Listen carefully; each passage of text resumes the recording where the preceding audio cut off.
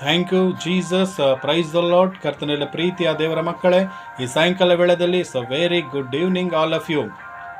ಕರ್ತನಲ್ಲಿ ಪ್ರೀತಿಯ ದೇವರ ಮಕ್ಕಳೇ, ಈ ಸಾಯಂಕಾಲ ವೇಳೆಯಲ್ಲಿ ದೇವರು ಕೊಟ್ಟಂಥ ವಾಗ್ದಾನ ವಚನ ಜ್ಞಾನೋಕ್ತಿಯ ಪುಸ್ತಕ 12ನೇ ಅಧ್ಯಾಯ 5ನೇ ವಚನ. ಇಲ್ಲಿ ದೇವರ ವಾಕ್ಯ ಹೇಳುತ್ತದೆ, ಗುಣವತಿಯಾದ ಪತ್ನಿಯು ಪತಿಯ ತಲೆಗೆ ಕಿರೀಟ, ಮಾನ ಕಳೆಯೋಳು ಪತಿಯ ಎಲುಬಿಗೆ ಕ್ಷಯ ಎಂಬುದಾಗಿ. ಆಮೇನ್, ಹಲ್ಲೆಲೂಯಾ. ಕರ್ತನಲ್ಲಿ ಪ್ರೀತಿಯ ದೇವರ ಮಗಳೇ, ಇವತ್ತು ದೇವರು ನಿನಗೆ ಹೆಂಡತಿ ಅಂತ ಸೌಭಾಗ್ಯ ಕೊಟ್ಟಿದ್ದಾಗ, ದೇವರು ನಿನಗೆ ಗಂಡ ಎಂಬ ಒಂದು ಆಶೀರ್ವಾದ ದೇವರು ನಿನಗೆ ಕೊಟ್ಟಿದ್ದಾಗ, ನೀನು ಗಂಡನಿಗೆ ಮಾನ ಬರುವಂತೆ ನಡೆದುಕೋ. ಆತನ ಎಲುಬಿಗೆ ನೀನು ಕ್ಷಯ ಆಗದಂತೆ, ಆತನಿಗೆ ವಿರೋಧವಾಗಿ ನೀನು ಮಾತಾಡದಂತೆ ದೇವರು ನೀನು ಕೊಟ್ಟಿದ್ದ ಆ ಗಂಡ ಮತ್ತು ಕುಟುಂಬವನ್ನು ನೀನು ಏನು ಮಾಡು, ಭಯಭಕ್ತಿಯಿಂದ ದೇವರಲ್ಲಿ ಪ್ರಾರ್ಥನೆ ಮಾಡಿ ಅದನ್ನು ಕಾಪಾಡಿಕೋ.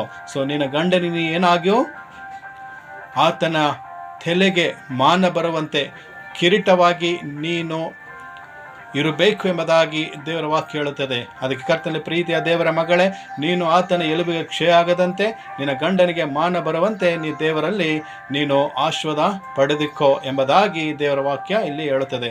ದೇವರು ಈ ವಾಕ್ಯವನ್ನು ನಿಮ್ಮೆಲ್ಲರ ಮತ್ತು ಎಲ್ಲ ಒಂದು ಹೆಣ್ಣು ಮಕ್ಕಳ ಅವರ ಜೀವನಕ್ಕಾಗಿ, ಅವರ ಕುಟುಂಬಕ್ಕಾಗಿ ಯೇಸು ಕ್ರಿಸ್ತನ ಹೆಸರಿನಲ್ಲಿ ದೇವರಿನ ಹೆಚ್ಚಾಗಿ ಆಶೀರ್ವಾದ ಮಾಡಲಿ ಎಂಬುದಾಗಿ ನಾನು ಪ್ರಾರ್ಥಿಸ್ತೇನೆ. 1 second. May God bless this word, you and your family. Amen. Amen. Thank you, Jesus. Praise the Lord.